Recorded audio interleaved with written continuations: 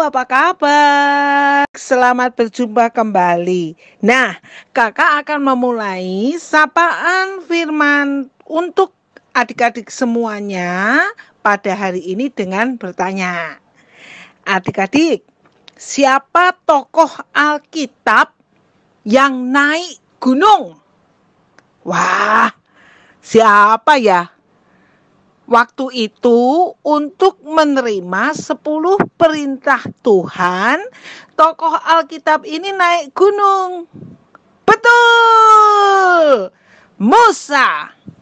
Sekarang lagi, siapa tokoh Alkitab yang naik kereta kuda berapi sambil melemparkan jubahnya? Siapa ya? Kakak kasih 1 huruf. Huruf depannya E. Masih bingung? Kakak kasih huruf kedua. L. Betul. Elia. Nabi Elia. Nah, yang berikutnya kakak mau tanya lagi nih. Siapa tokoh Alkitab yang naik keledai? Wah, siapa? Petunjuknya adalah ini ada di Perjanjian Baru. Kisahnya mendekati Paskah. Yesus! Betul. Nah, yang ini adik-adik pasti tahu. Siapa tokoh Alkitab di Perjanjian Baru yang naik pohon ara? Sip! Sakeus, orang pendek, kecil, betul dia. Dia naik pohon ara, hendak melihat Yesus.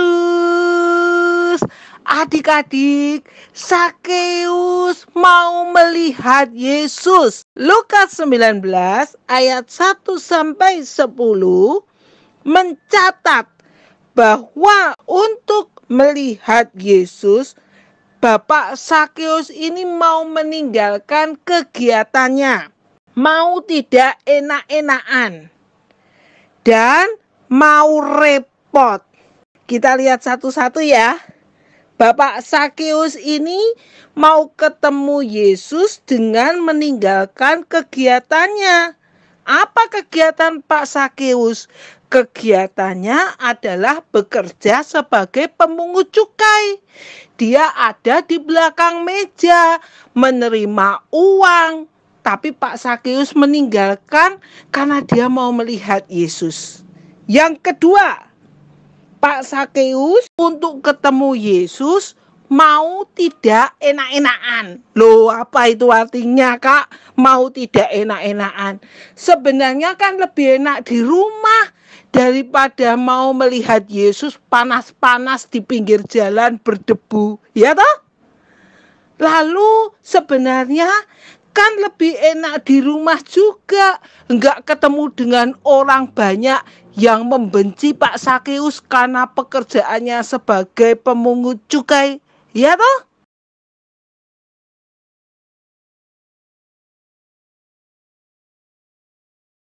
Tapi Pak Sakeus mau tidak enak-enakan.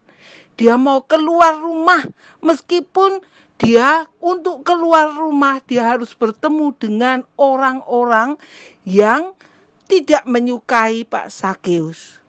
Meskipun dia harus kena sinar matahari panas, meskipun dia harus berdebu.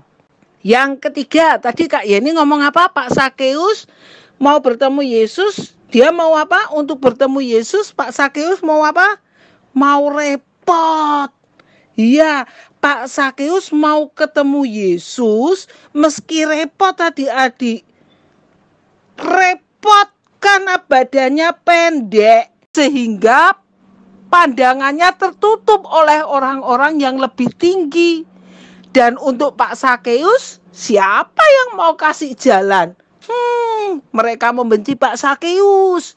Pak Sakeus karena badannya pendek, dia tidak bisa melihat Yesus. Nah, Pak Sakeus juga mau repot loh adik-adik.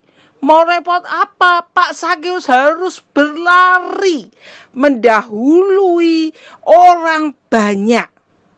Pak Sakeus mau repot memanjat pohon ara untuk melihat Yesus. Adik-adik, keinginan Pak Sakeus untuk melihat Yesus dengan meninggalkan kegiatannya, dengan mau tidak enak-enakan, dan dengan mau repot, menghasilkan apa? Adik-adik sudah tahu, Tuhan Yesus tidak hanya melihat Pak Sakeus di atas pohon ara, Tuhan Yesus tidak hanya menyapa, halo, bye-bye. Enggak. Tapi Tuhan Yesus mau menumpang di rumah Pak Sakeus. Adik-adik, Pak Sakeus awalnya hanya ingin melihat Yesus. Tetapi dia beroleh sukacita yang besar dan dia mendapatkan keselamatan. Nah, bagaimana dengan kita? Apakah kita juga mempunyai kerinduan yang besar pada Tuhan Yesus? Bagaimana ketemu dengan Tuhan Yesus? Bagaimana melihat Tuhan Yesus, Kak Yeni? Nah, adik-adik bisa merenungkan firman Tuhan setiap hari. Dan ketika kita merenungkan firman Tuhan setiap hari melalui sapaan firman ini atau melalui hal yang lain, apa yang harus adik-adik lakukan? Bangun pagi, mau repot. Harusnya kan ndak sekolah tuh ya males-malesan toh Kak. Di tempat tidur dulu toh. Kok malah bangun pagi? Iya, sebelum handphonenya mama dipakai. Sebelum mama kerja dan bawa handphone. Kita akan seperti Pak Sakeus yang mengalami sukacita besar setiap kita merenungkan firman Tuhan. Oke, kita berdoa yuk. Tuhan Yesus, saya mau melakukan hal-hal yang mungkin membuat saya ini meninggalkan kegiatan saya. Hal-hal yang mungkin tidak begitu enak. Hal-hal yang mungkin merepotkan saya untuk selalu mendengar firman Tuhan, untuk selalu menyempatkan diri, merenungkan firman Tuhan dan berdoa. Berkati kami hari ini Tuhan, dimanapun kami berada dan apapun yang kami lakukan. Kami ingin menyenangkan hati Tuhan. Di dalam nama Tuhan Yesus kami berdoa. Amin. Bye-bye.